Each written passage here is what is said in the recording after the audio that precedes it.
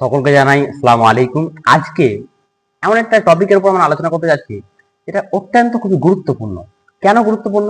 কারণ আজকে দেখা যাচ্ছে যে যদি আমরা স্পিকার না হই তাহলে একটা সমস্যায় কি পড়তে হয়, যে এই যে আজকে প্রচলিত শিক্ষা ব্যবস্থা এটা যে উল্টো নিয়মে চলছে, যেখানে স্রষ্টার কোনো উল্লেখ নাই। তাহলে একটা ছেলে কিভাবে বিভিন্ন খারাপ কাজ থেকে বিরত থাকবে? সে যে মদটা ছাড়বে, সে যে মানুষকে হত্যাটা করবে না, কাকে ভয় করে?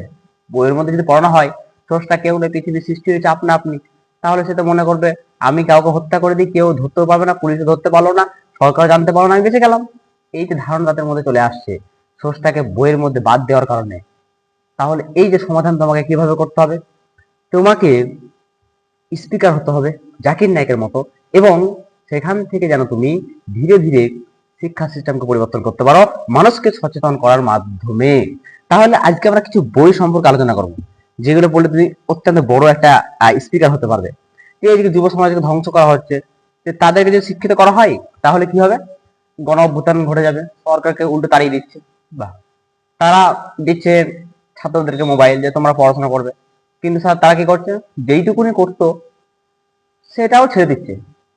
যদি বা তার আশা ছিল বড় কিছু হওয়ার, আলেম, ডাক্তার, ইঞ্জিনিয়ার, সেটাও তো ছেড়ে দিচ্ছে। কারণ কি? কারণ মোবাইলের মধ্যে তাকে অনেক কিছু মজা দিয়েছে, যেমন বিপরীত লিঙ্গের আকৃষ্ট। সরকার কি চাই যে আমরা শিক্ষিত হই? না, সরকার চাই না। ঠিক আছে, সরকার চাইলে কখনোই তুলে দিত না। কারণ ভারতে 5টি রাজ্যে মাত্র দেওয়া হয় প্রত্যেককে মোবাইল, বাকি রাজ্যে দেওয়া হয় না। তাহলে যদি তুমি চাও যে ওদেরকে শিক্ষিত করব, তাহলে ওদের কাছ থেকে সমস্ত খারাপ ওয়েবসাইট বন্ধ করে দাও, তারপরে তুমি মোবাইল বিতরণ করো। তুমি সেগুলো রাখছো, এগুলো রাখছো, এটা কি কখন মানায়? যদি তুমি একটা 5 বছর ছেলেকে দিয়ে দাও যে তুমি এটাতে শিক্ষা অর্জন করবে, সে কি করবে? সে গেম খেলবে, ভিডিও দেখবে, ফানি ভিডিও দেখবে। সে কখন নিজের ইচ্ছে পড়াশোনা করবে? স্বাধীনভাবে তাকে দেওয়া হয়, তারপরে কোনো নজর না রাখা হয়, কখনোই করবে না। তাহলে এই যে একটা ঘাটতি থেকে যাচ্ছে, এটা সত্যি আজকে একটা প্রচুর দুঃখ, যেটাতে পরবর্তী প্রজন্ম আমাদের ধর্মের নামটুকু জানবে না। এই যে একটা আনফোকাস প্রজন্ম তৈরি হবে, তাহলে এই সবকে তুমি দূর করতে পারো একমাত্র স্পিকার হয়ে, অডিটার্স হয়ে, একমাত্র স্কলার্স হয়ে, দেশ ও জাতিকে সজাগ করে, সময়কে কাজে লাগিয়ে তুমি এই বইগুলো পড়ো। প্রথমে আমি সাজেস্ট করব এই বইটা, যা মুসলিমদের গৌরবকে ফিরিয়ে আনবে। লেখা হয়েছে আজকের প্রচলিত ইতিহাসে কি কি বাদ দেওয়া হয়েছে, এগুলো তুমি এখানে পাবে। অত্যন্ত সহজ, এবং তুমি যেগুলোকে খুব সহজে আয়ত্ত করে মানুষের সামনে প্রচার করতে পারো।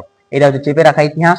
তোমরা, এটা আমি ফ্রন্ট ক্যামেরায় করছি না যে উল্টো দেখাবে, খুব ভালো দেখাবে। এই একটা বই, এর দাম আমি কিনেছিলাম মাত্র 380 টাকায়। তারপরে নেক্সট আমি দেখাই, এই যে ইসলাম সম্পর্কে ভুল প্রচার করা হচ্ছে। কি ভুল প্রচার করা হচ্ছে? যে মুসলিমরা কেন হত্যা করছে গরুকে, কিন্তু প্রত্যেক ধর্মে যে ধারণা দেওয়া আছে সেগুলো তাদের জানা নাই। তখন যখন গরুগুলো বুড়িয়ে যাচ্ছে, তখন তাদেরকে তুমি চাষ ঘাস কেটে কেটে খাওয়াও, বিক্রি কেন করে দিচ্ছ? আবার বলছো তারা গরু জবাই করছে। এগুলো কি মানায়? তারাই বুড়ো হয়ে যাচ্ছে, তারাই বিক্রি করে দিচ্ছে, আবার তারাই তখন বলছে গরু জবাই করছে। আজব ব্যাপার। ভারতে বড় বড় কারখানাগুলো কাদের? বেশি কিছু বলছেন, জাস্ট এটা তুমি উত্তর বলো সবকিছু। যেমন আমি দু একটা দেখাই যে কি কি এখানে বলা হয়েছে। এখানে বলা হয়েছে তাকদির বনাম স্বাধীন ইচ্ছা।